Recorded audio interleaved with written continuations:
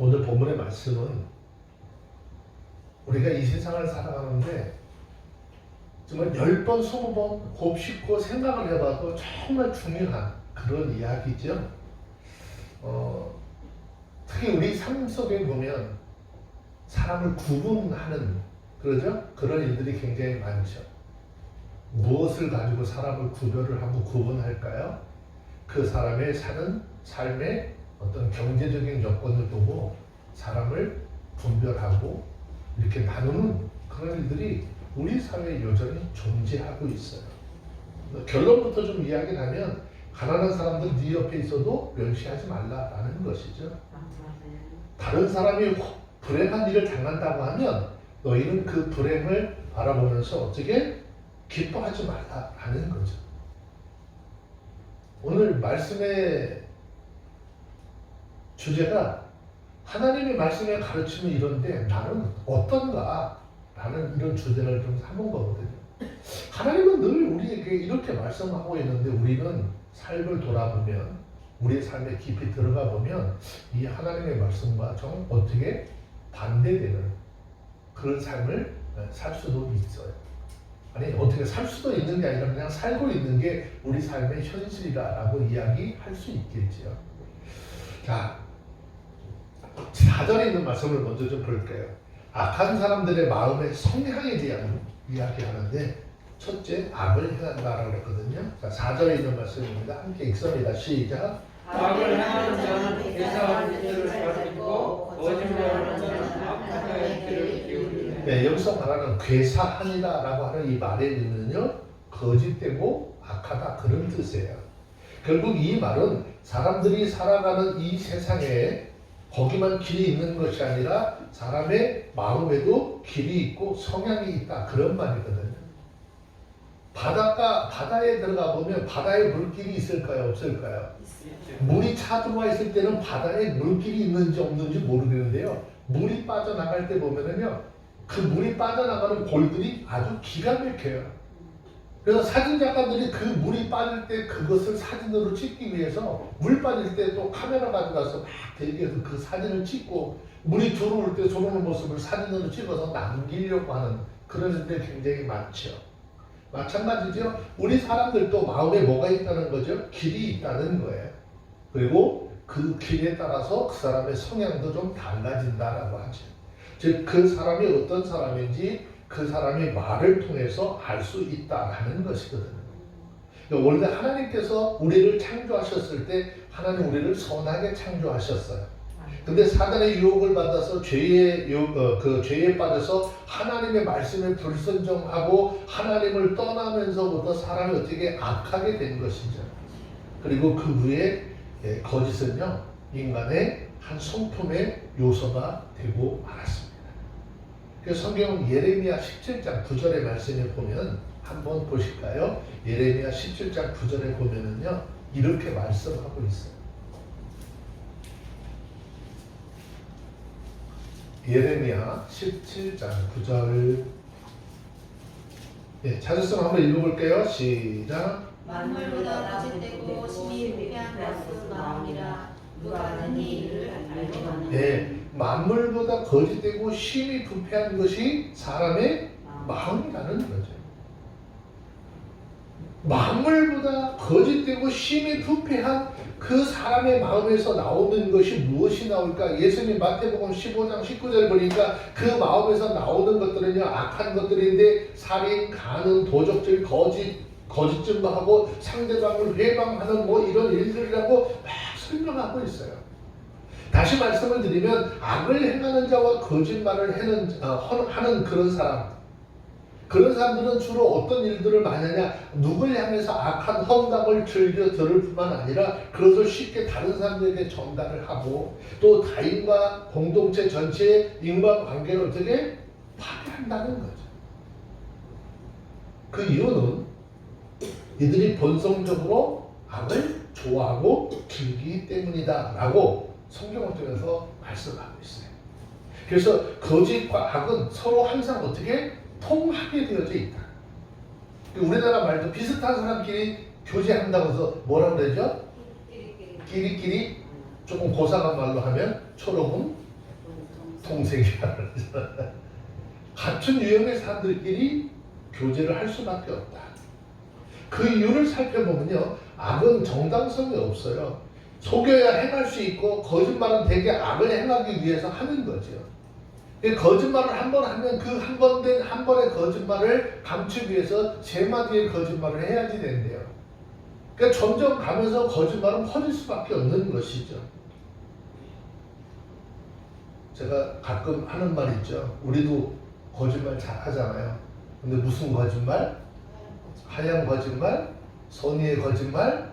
우리는 그게 내 스스로가 하는 거짓말을 위로받고 스스로 감추려고 하는 이야기겠지만 그냥 하나님 앞에는 아무리 하얗고 아무리 선한 거짓말이라 할지라도 거짓말에 불과하다라는 것이죠. 그래서 예수 안에 있는 우리 모두는요, 선의의 거짓말도 하지 말라는 거예요. 하얀 거짓말 하지 말라는 거예요. 목적이 좋으면 수단과 방법도 좋아야 하는 것이고요. 목적이 좋다고 그 목적을 이루기 위해서 수단과 방법이 나빠도 되는 것 아니다라는 거죠. 하나님께서 우리에게 의의 길을 명령하셨을 때 거짓말하지 말 것도 함께 명령하셨어요. 그래서 10계명 중에 제 9계명이 뭐죠? 이웃에 대해서도 거짓 증거하지 말라라는 것이죠. 자, 에베소서 4장 25절에 있는 말씀을 보시면요, 왜 내 주변에 있는 사람들에게 거짓말하면 안 될까요?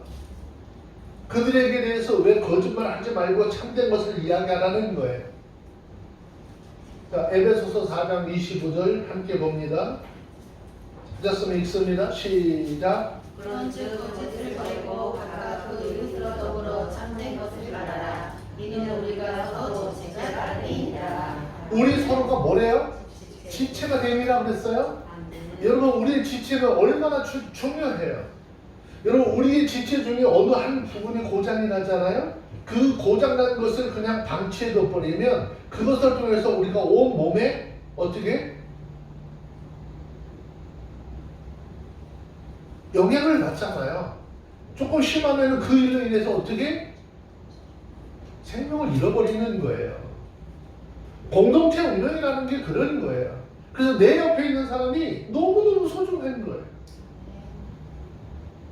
지금 우리 옆에 있는 사람들이 어떻게 나에게는 어떤 사람일까요? 네? 내 옆에 앉아있는 사람들 여러분들 지체라고 그랬잖아요. 여러분 지체되면 그 지체가 여러분들에게 생명인 거예요.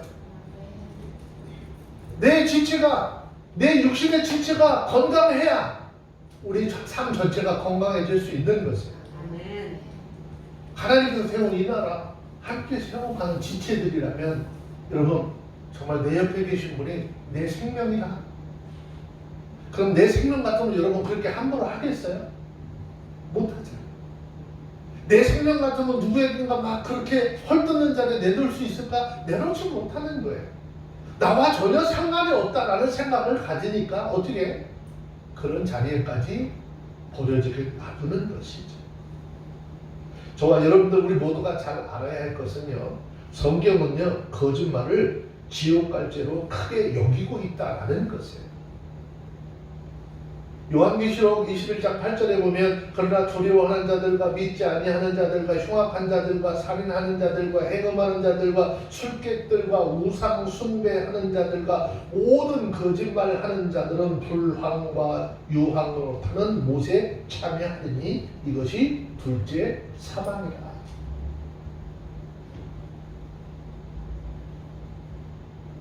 요한계시록 21장 27절 말씀 한 절 더 보시면 한 번 좀 보세요. 요한계시록 21장 27절.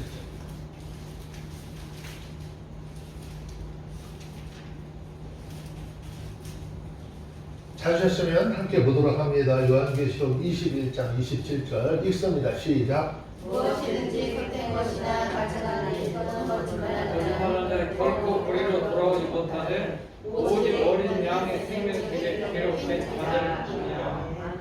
다시 말씀드리면 거짓말하는 자는 천국에 들어가지 못하고 그 거룩한 성 밖에 버림당할 것이다 라는 거죠. 자, 그래서 베드로전서 3장 10절 11절 말씀 한 절만 좀 더 찾아볼게요. 베드로전서 3장 10절 11절 말씀에 보면 우리가 이 땅에 살면서 정말 어떤 삶을 살 것인지 설명하고 있거든요. 한번 봅시다. 베드로전서 3장 10절 11절 시작. 그러므로 생명을 사랑하고 좋은 날 보기를 원하는 자는 혀를 금하여 악한 말을 그치고 그 입술로 괴를 말하지 말고 악에서 떠나 선을 행하고 화평을 구하여 이를 쫓으라 그랬어요. 그러므로 하나님의 사람들은 남을 비방하고 상대방에 대해서 거짓말하는 그런 사람들의 말에 귀 기울이지 말라는 거예요. 오히려 칭찬하고 격려하고 사랑하고 위로하는 말에 더 귀를 기울일 수 있도록 하라는 거죠. 근데 우리 귀는 희한하게도 뭔가 조금 그런 얘기들 들리면 자꾸 그쪽으로 이렇게 흘러가요. 그런데 우리는 하나님의 사람들이에요. 그렇다면 그런 것보다는 누가 잘 되고 누가 하나님의 사랑을 입고 하는 그런 이야기들에 더 많은 관심을 줄 수 있는 모두가 되어주시길 바랍니다. 자, 그 다음에 잠언 17장 5절 말씀으로 좀 내려와서 봅시다. 우리 주변에 있는 사람들 중에 그렇잖아요. 빈부의 차가 요즘에는 점점 더 심해지잖아요. 그런데 오늘 말씀 속에서 보니까 뭐래요? 내 옆에 뭔가 좀 부족한 사람이 있다 할지라도 그 사람 어떻게 조롱하지 말라는 거죠. 자, 봅시다. 5절입니다. 시작. 가난한 자를 조롱하는 자는 이를 지으신 이를 지으신 자요 사람의 사랑을 축하하는 자는 형벌을 받는 책임을 받는다. 자, 가난한 자를 조롱하고 학대하는 사람이 왜 그를 지으신 자 곧 하나님을 멸시하는 것이 될까? 왜일까요? 첫째는요, 그 가난한 사람도 하나님이 지으신 피조물이기 때문이에요. 잠언 22장 2절의 말씀을 보세요. 하나님은 우리가 사는 세상을 어떻게 만들어 놓으셨는지 우리에게 말씀하고 있어요. 잠언 22장 2절에 있는 말씀입니다. 함께 볼게요. 읽습니다. 시작. 빈부가 섞여 살던 그들을 지으신 이는 여호와시니라. 하나님은 우리가 사는 세상 속에 부한 자와 빈곤한 자가 섞여 살도록 만들어 주셨대요. 그러면서 그들이 어떻게 있는 자들이 없는 자들을 향해서, 즉 하나님께서 무엇인가 주어서 넉넉히 삶을 누리는 자들이 어떻게 없는 자들을 향해서 주의 사랑으로 손을 펴는지 펴지 않는지 하나님 그거 보시겠다는 것이죠. 없는 사람들에게 나누어 주는 것, 사람에게 나누어 주는 것이 아니라 하나님 앞에 꾸이는 것이라 그랬어요. 그리고 하나님께서 반드시 그에 대해서는 갚아 주실 것이다 라는 말씀하죠. 자, 물론 그렇다고 하나님께서 의도적으로 가난한 사람을 만들지는 않았습니다. 그러나 분명한 것은 가난한 사람은 어느 세대, 어느 시대를 분별하고 항상 존재해 왔다는 것이죠. 우리나라 속담에도 그런 얘기 있잖아요. 가난은 나라 있는도 어떻게 하지 못한다 라는 말씀을 드렸어요. 자, 그러면 하나님의 사람들은 이런 사람들 눈에 보이는데 이런 사람들에서 어떻게 해야 될 것이냐. 예수님께서 그들을 불쌍히 여기라고 했어요. 예수님께서 그들을 향해 불쌍히 여기라고 했어요. 근데 그 불쌍히 여기라고 하는데 그 불쌍히 여기는 방법이 무엇인가? 그들을 위해서 자신의 일부를 어떻게 포기하라는 것이죠. 약간의 긍휼을 베품을 통해서 이 땅에서 하나님의 공의와 하나님의 사랑이 가득하도록 하라는 것이죠. 이것이 율법의 정신과 맥을 같이 하고 있는 것인데 가난한 사람을 사랑하는 여호와 하나님의 마음이기 때문이죠. 자, 성경에서 레위기 19장 9절 10절에 있는 말씀 한번 좀 보세요. 레위기 19장 9절 10절 말씀에 보면 농사를 다 지어서 곡식을 떨 때 어떻게 하라라고 설명을 하고 있습니까? 한번 볼까요? 레위기 19장 9절 10절 찾았으면 한번 읽습니다. 시작. 너희 땅에 곡물을 벨 때 너는 밭 모퉁이까지 다 거두지 말고 너의 떨어진 이삭도 줍지 말며 너의 포도원의 열매를 다 따지 말며 너의 포도원에 떨어진 열매도 줍지 말고 가난한 사람과 탐기를 위하여 버려두라. 나는 너희 하나님 여호와니라. 왜 내가 지은 농사인데, 내가 지은 열매인데 왜 다 거두지 말고 떨어진 거 줍지 말라고 그럴까요? 부자들은요, 물질적 부유함은 전적으로 하나님의 은혜이기 때문이라는 거죠. 성경 역대상 29장 14절 말씀을 보면 다윗은 우리 모든 것이 하나님께로 말미암았다라고 고백하는 것이. 욥이 하나님 앞에 고백한 것처럼 내가 이 세상에 태어나올 때 아무것도 가진 것 없이 태어났지만 삶을 살면서 입고 마시고 누리게 한 것 하나님의 은혜라고 하는 거죠.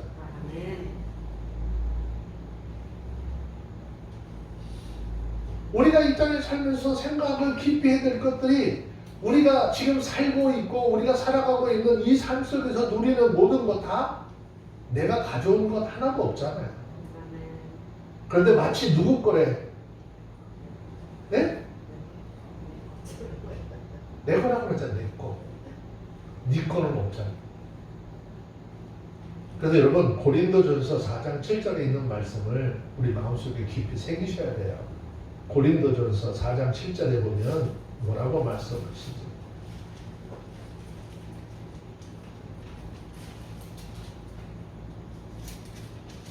고린도전서 4장 7절 한번 볼까요? 있습니다. 시작. 누가 너를 구별하였느냐? 내게 있는 것 중에 받지 않은 것은 무엇이냐? 내가 받았을 때 어찌하여 받지 않은 것 같이 자랑하느냐? 네, 네가 가지고 있는 거 네 거야? 아니, 하나님께서 허락하셔서 지금 내 소유로 삼아서 누리고 있대요. 너 하나님으로부터 받지 않은 건 뭐 있어? 우리 생명으로부터 시작해서 이 땅에 살아가는 모든 삶을 동안 누리는 모든 것 하나님이 주셨다. 내가 그거 받았지? 너 그런데 어떻게 받지 않은 것 같이 네가 스스로 내가 노력으로 얻은 것 같이 너 그거 가지고 자랑하고 있느냐라고 하는 거죠.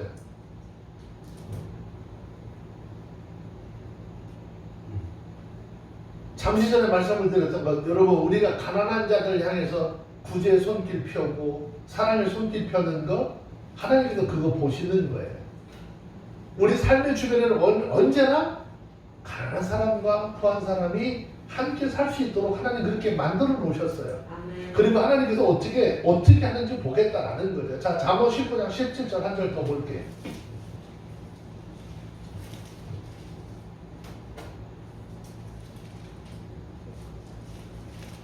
잠언 19장 17절 찾았으면 읽습니다. 시작. 가난한 자를 불쌍히 여기는 것은 여호와께 보이는 것이니 그 선행을 갚아주시리라. 아멘. 그래서 우리들은요, 어떤 사람이든 그 사람이 조금 없다고 가난하다고 조롱하거나 멸시하지 말고 할 수만 있으면 하나님께서 주신 것으로 주의 이름으로 함께 사랑을 나눌 수 있어야 하는 거예요.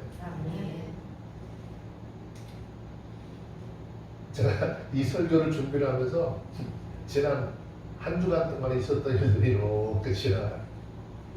근데 여기서 말을 못해요. 왜 이거 유튜브로 나가잖아요. 아무리 없어도 하나님의 사랑은요, 그 사랑 가운데 누릴 수 있도록 은혜 주시는 거예요. 사람의 재앙을 기뻐하시는 자는 하나님 앞에 형벌을 면치 못하리라 그랬거든요. 뭔가 조금 좀 어려운 거는 어려울 수도 있어요. 저는 우리나라 속담 중에 굉장히 이렇게 마음에 와닿는 속담이 하나 있어요. 우리는 예전에 굉장히 힘들고 어려울 때 동냥하러 다니는 사람들이 많았었잖아요. 네? 그 동냥하는 사람들 얘기를 들어보면은 산꼭대기에 딱 올라가 있다가 근데 그 사람들 머리가 되게 좋아요. 산꼭대기 이렇게 올라갔다가 동네에서 어느 집에서 굴집에서 연기가 제일 먼저 올라오는지 그 집 순서를 찾아놓은대요. 그런데 제일 먼저 연기 올라온 집부터 이제 가서 찾아서 쪽박 들고 가서 밥을 얻어먹는데 제일 먼저 연기 올라온 집부터 가가지고서는 밥을 얻어먹고 그 뒤에 정차로다가 늦게 연기가 피어진 집을 가가지고 이제 저녁은 그걸로 먹고 아침에 먹을 밥은 그걸 해서 챙겨준다고 그러더라고요. 그 집 찾아다니는데 머리가 기가 막히게 좋은 거예요. 그분들이 하는 동냥도 그냥 하는 거 아니에요. 머리가 좋아야 돼요. 근데 우리나라 속담에 그런 속담이 있잖아요. 동량은 주지 못할 망정 쪽밥은 깨지 말라 그러잖아요. 아무리 그 사람이 힘들고 어려워서 비록 동량하는 그 신세가 됐다 할지라도 그 사람들에게 내가 뭔가 베풀지 못할 망정 그 사람에게 그렇게 악한 행동을 하지 말라라는 것이죠. 잠언 24장 11절 한 절만 더 볼래요? 뭐라고 말씀하고 있습니까? 잠언 24장 17절 찾았으면 한번 봅시다. 잠언 24장 17절 시작. 내 원수가 넘어질 때 즐거워하지 말며 그가 엎드렸을 때 마음에 기뻐하지 말라. 근데 이게 지금 딱 우리 마음이잖아요. 그죠? 뭔가 나하고 좀 불편한 사람이 딴 거 보면 아이고 나한테 그러더니 어떻게 잘 됐다. 자기가 하는 것은 불의함에도 불구하고 괜찮고 나하고 뭔가 불편한 관계에 있으면 하나님이 꼭 그렇게 해줬다 그러지. 그래서 그 다음에 하는 얘기가 뭐죠? 나한테 이러는 사람 치고 잘된 사람 없대. 하나님 그런 하나님입니까? 하나님 그런 하나님 아니잖아요. 근데 하나님을 자꾸 어떻게 저급한 하나님으로 만들어버려요. 자, 그러면 우리 한번 생각해 봅시다. 왜 다른 사람의 재앙당하는 거 보면서 기뻐하는 자 형벌을 면치 못할까? 첫째, 자기 자신도 그 사람과 똑같은 죄인이기 때문이라는 거죠. 둘째는 자기 자신이 재앙을 받지 않는 것은 오직 하나님의 긍휼과 하나님의 그 사랑함과 용서의 근거를 두고 있는 것이잖아요. 세 번째는 자신의 어떤 의가 있다는 것은 하나님의 은혜로 된 것이잖아요. 그러면 우리는 가난한 사람들을 바라보면서 어떻게 너희는 조롱하거나 학대하지 말라는 거예요. 또 재앙을 당하는 사람들을 바라보면서 기뻐하지 말라는 거예요. 항상 그 이웃을 어떻게 긍휼히 여기는 마음을 가지고 살라는 거잖아.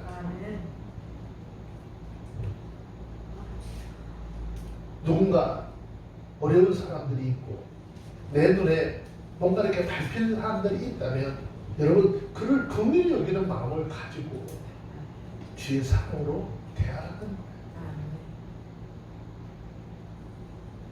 언제부터인지 우리나라 땅에도 이 아파트 시대 때문에 시장이 되면서요 이웃과의 정이 거의 없어져 버렸어요. 옛날에는 막 옆집에서 빈대떡 하나만 하더라도 막 냄새가 진동을 해가지고 동네 할머니들 다 몰려왔거든.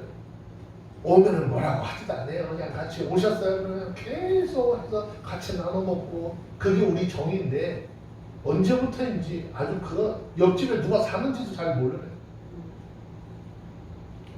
어제 그 뉴스 하나가 마음이 굉장히 아픈 뉴스로 접하게 됐죠. 자기 어머니가 집에서 돌아가신 지 2년이 됐는데 그냥 방치해둬 버렸대요. 왜? 어머니 나오는 연금 받아서 생활하려고 딸이.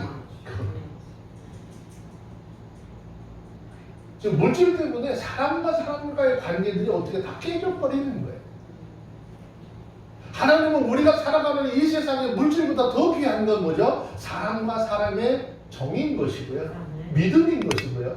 하나님과 우리 사이의 하나님과 우리 사이의 믿음을 하나님 더 중요하게 보고 계시다는 것입니다. 내 주변에요 조금 어렵게 사는 사람들 눈에 띄잖아요. 서로 좀 안아주시고요. 용서하시고 함께 사랑의 교회 나눌 수 있는 그런 우리 모두가 되어주시길 주의 이름으로 축원합니다. 다시 본문 말씀 좀 내려왔어요. 잠언 17장 6절에 있는 말씀입니다. 읽습니다. 시작. 손자는 노인의 면류관이요 아멘은 백성의 영광이라. 자, 이 말은 어떤 의미일까요? 노인들에게 손자들은요 기쁨과 낙이고 세상적인 소망이며 자랑거리나 그 말이거든요. 요즘에 할아버지들 자녀들이 귀하다 보니까 막 손주 자랑 되게 많이 하잖아요. 집사님 요즘에 손주 자랑하면 돈 얼마 내고 하라고 그래요? 만 원. 손주 자랑하면 돈 10,000원 내놓고 자랑하란다고 그러잖아요. 5만 원이에요? 아니 저 동네는 좀 비싸네. 손주가 좀 비싸면 저기 잘 나는가 보다. 손자들이 대한 것이 어떻게 자손들이 번성한다라고 하는 의미거든요. 그러니까 노인이 경건하고 훌륭한 손자들을 많이 가진 것은 하나님의 복이다 그랬어요. 자, 하나님은 신명기 28장 1절 이하의 말씀에 뭐라고 말씀하셨는가 하면 하나님을 경외하고 하나님의 계명에 순종하는 사람들에게 그의 몸의 소생이 복을 받을 것이다 라고 약속하셨거든요. 그러니까 하나님을 믿고 하나님을 의지하고 살아가는 사람들은요, 하나님께서 어떻게 그 믿음의 가정 위에 자녀의 복을 허락해 주셨다라는 것이죠. 자, 한번 봅시다. 시편 112편 1절 2절에 있는 말씀 한 번 더 볼게요.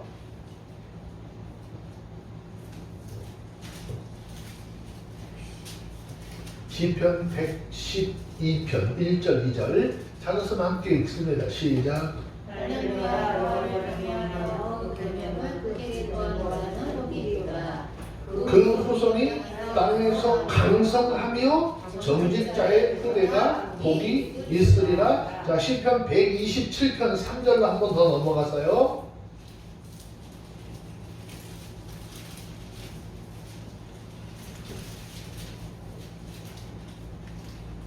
읽습니다. 시작. 자신은 여호와이신 기업이요 새 열매는 그 상급이로다. 네, 결국 이런 모든 말씀을 종합을 해보면 노인에게는 경건하고 지혜롭고 착한 손자와 손녀도 많고 그들이 교회와 사회의 훌륭한 인물들이 된다는 것을 어떻게 이야기하면서 그들이 이렇게 되는 것이 하나님의 복이다라는 것입니다. 그래서 본문에서 말씀하는 거예요. 아기는 자식의 영화다라는 거죠. 자, 많은 자녀들에게 그들이 아빠, 엄마가 세상에서 최고일 것이지만 특히 부모들이 복되게 될 때에 부모는 그 자녀들이 영광이 될 것이다 라는 것입니다. 그러면 부모는 언제 복된 자라고 할 수 있을까? 그것은 하나님을 경외하고 하나님과 동행함으로 복을 받을 때다라는 것입니다. 즉 자녀들은 그들의 부모가 하나님과 함께 하심과 도우심으로 기도의 응답과 하나님의 보호하심과 공급하심을 체험하는 것을 볼 때 그들 어떻게 자랑스러워질 것이다 라는 것이에요. 부모가 예수 안에서 주님을 닮아가는 삶을 살면서 신앙적으로 신실한 하나님의 일꾼이 되고 사회적으로 세상의 빛이 되고 인생의 좋은 본이 보여지게 될 때에 자녀들은 그런 부모의 모습을 보고 기뻐하고 자랑스러워 할 것이다 라는 거죠. 그러면 우리 모두는요, 우리의 육적, 영적인 자녀들이 번창하고 복되기를 항상 기도하시고요. 또 자녀들에게 신앙적으로 인격적으로 본이 되어서 복을 받는 그런 믿음의 가정들이 다 되어지시기를 주의 이름으로 축원합니다. 아멘. 자, 그러면서 7절에 있는 말씀에 내려와서 보시면요, 잠언 17장 7절에 있는 말씀입니다. 시작. 분의 말을 하는 것도 미련한 자에게 합당치 아니하거든 하물며 거짓말을 하는 것이 존귀한 자에게 합당하겠느냐. 네, 즉 여기서 말씀하는 분의 말이라고 하는 뜻은요, 좀 과도한 말, 좀 거만한 말 그런 뜻이거든요. 즉 사람이 말을 필요 이상으로 많이 하는 것도 미련해 보인다라는 거죠. 결국 미련한 자는 불경건하고 부도덕하고 사리에 맞지 않는 말들을 자꾸 하면서 사람과 사람 사이를 어떻게 불편하게 만드는 거죠. 사람이 아무리 훌륭한 말을 한다 할지라도 합당하게 들리지 않게 되면 그 말은 백해무익한 거예요. 그런데 하물며 거짓말을 하는 것이 존귀한 자에게 합당하겠느냐라고 했어요. 자, 여기서 말하는 존귀한 자는 원래 왕이나 방백들을 가리키는 단어인데 신약에 와서는요, 예수 믿어 구원받은 하나님의 사람들을 이야기하는 거예요. 그 이유는 신약의 모든 성도는 베드로전서 1장 12절에서 증거하고 있는 것처럼 하나님 앞에 거룩한 나라요 자녀요 왕같은 제사장이라 그랬거든요. 그래서 신앙도 없고 부도덕한 사람들이 주제넘는 말을 하고 큰 소리 치는 것도 어울리지 않는데 하물며 신실하고 하나님의 사람이라고 하는 그 사람들이 거짓말을 하는 것, 성도라고 하는 신분에 좀 맞겠니? 라고 우리 가운데 질문하고 있는 거예요. 너 한번 생각해봐. 우리가 깊이 좀 생각해봐야 될 것은요, 잠언 6장 16절로 19절 말씀에서 증거하고 있는 것처럼 하나님께서는요 거짓말하는 망령된 증인이라고 그랬는데 이거 굉장히 미워하신다고 그랬어요. 요한복음 8장 44절에 보면요 마귀는 거짓말쟁이고 거짓의 아비라고 했어요.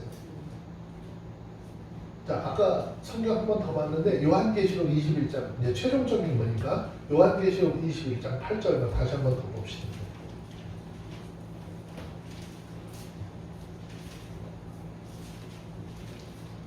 자, 요한계시록 21장 8절 읽습니다. 시작. 그러나 뛰어난 자들과 같이 하는 자들과 가족과 사람들과 행업자들과 그들과 나쁜 세력들과 모든 거짓말하는 자들은 불과 유황으로 타는 불에 참여하니 이것이 둘째 사망이라. 네, 아까 읽었던 것처럼 한 번 더 읽어보는 거예요. 요한계시록 21장 8절 정말 강조해도 부족하지 않은 말인데 거짓말하는 자 지옥에 던질 것이다 라고 하고 있는 것입니다. 그러면 하나님 앞에 부름받아 거룩한 자녀가 되어 존귀한 우리들, 거룩한 하나님의 사람이 된 저와 여러분들, 우리 입에 거짓말은 합당치 않은 것이다 라는 거죠.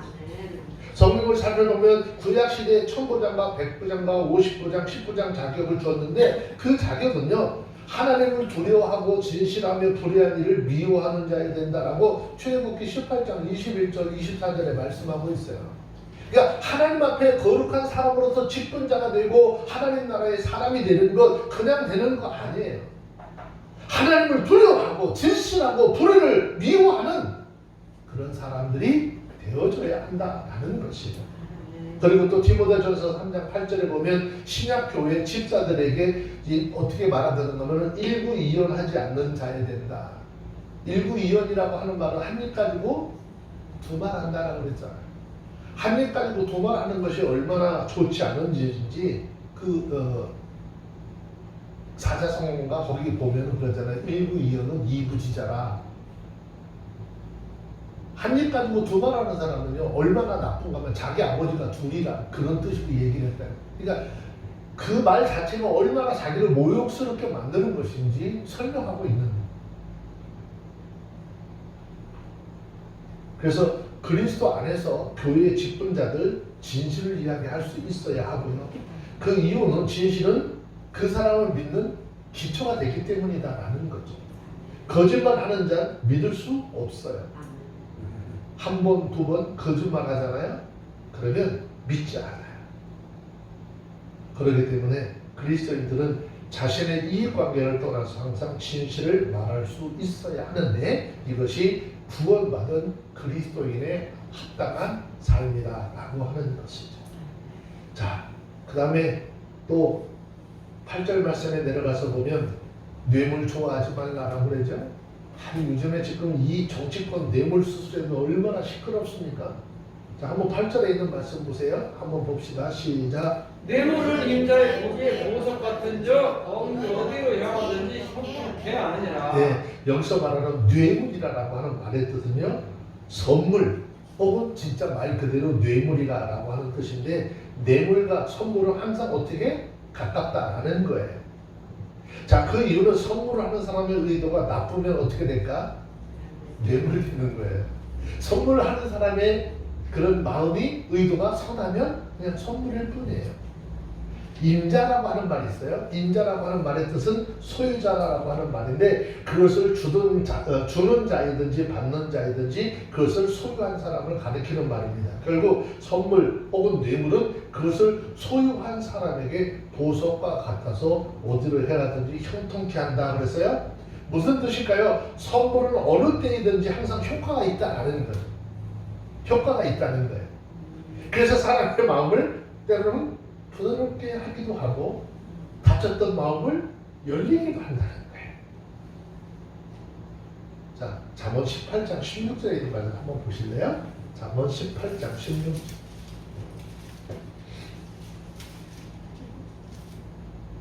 닫았으면 한번 읽습니다. 잠언 18장 16절 읽습니다. 시작. 선물은 그 사람의 길을 너그럽게 하며 또 존귀한 자의 앞으로 그를 인도하느니라. 아멘. 네. 선물은요 사랑과 관심의 표시죠. 그리고 존경과 감사의 표시인 거예요. 그런데 뇌물은 목적이 달라요. 뇌물은 뇌물을 받는 사람의 마음을 움직여서 공정한 판단력을 둔화시키고 그 뇌물을 준 사람에 대해서 무작정 호의를 베풀게 하는 잘못을 행하게 한다라는 것이죠. 하지만 반대 사람에게는요, 큰 희생을 강요받게 되는 것이죠. 그래서 우리 모두는 물질을 통해서 하나님 앞에서 불경건하고 죄악되고 이기적인 사람이 아니라 정직하고 아름다운 믿음의 사람의 삶을 살아가는 정말 우리 모두가 다 되었으면 좋겠습니다. 자, 성경 한 문장 더 볼까요? 잠언서 21장 14절.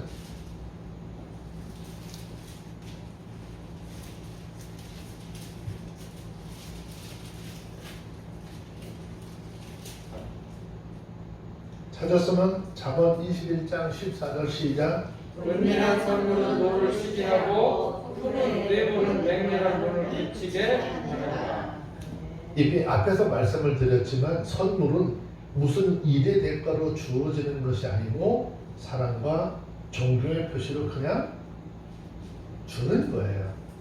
그래서 본문에서 말하는 은밀한 선물이라는 단어를 썼는데 이 은밀한 선물은요, 자신을 과시하거나 자랑하지 않고 자신의 사랑과 존경과 진심을 아주 은밀하게 누구에게 드러나지 않도록 하는 표현인 거죠.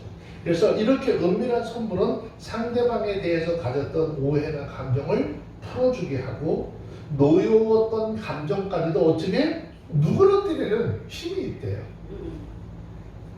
하지만 이 뇌물은요, 개인적인 이해관계의 목적이 있는 선물인 것이고요, 보통 그 정도가 좀 지나치게 되는 거죠. 적당해야 되는데 너무 커버려요. 그러면 이거는 정도에 지나치다 그러면 이건 이미 선물의 어떤 수준을 넘어버리는 거예요.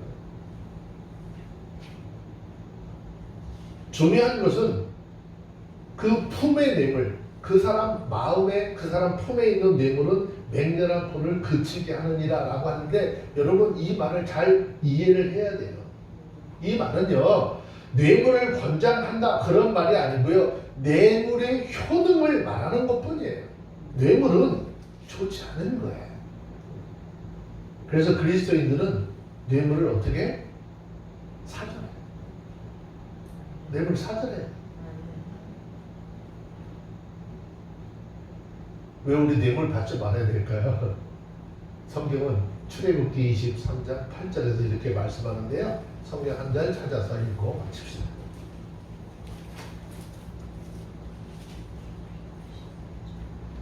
출애굽기 23장 8절 찾으셨으면 한번 읽어볼게요. 읽습니다. 시작. 너는 뇌물을 받지 말라. 뇌물은 밝은 자의 눈을 어둡게 하고 의로운 자의 말을 굽게 하느니라. 뇌물 받지 말라. 뇌물은 밝은 자의 눈을 어둡게 하고 의로운 자의 말을 어떻게 굽게 하느니라. 자꾸 내게 뭔가를 준 사람 편을 들어서 그쪽으로 자꾸 휘어질 수밖에 없다는 거죠. 그래서 저와 여러분들, 우리는요, 뇌물은 나쁜 것이죠. 그리고 반대로 선물은 좋은 거예요. 선물 커서 좋고 많아서 좋은 게 아니라 작은 것 하나라도 그 사람의 마음이 거기에 어떤 마음을 가지고 이걸 했느냐가 중요한 것이에요. 깨닫고 예수 안에서 서로 여러분 존경하는 마음과 사랑하는 마음으로 함께 나눔이 있다면 그런 나눔을 가질 수 있는 저와 여러분들이 다 되어주시기를 주의 이름으로 축원합니다. 기도하겠습니다. 거룩하신 하나님 감사합니다. 하나님의 귀한 은혜로 이 한 시간도 하나님 말씀을 통하여 우리 인생들에 가르치는 것은 이러한 삶을 살라라고 하시는데, 과연 우리는 어떤 삶을 살고 있는지 말씀의 거울을 비추어서 우리의 삶을 돌아보게 하시고 고쳐서 하나님의 뜻에 합당한 믿음의 삶을 살아가는 하나님의 사람들이 되게 하옵소서. 우리 주 예수님의 이름으로 기도합니다. 아멘.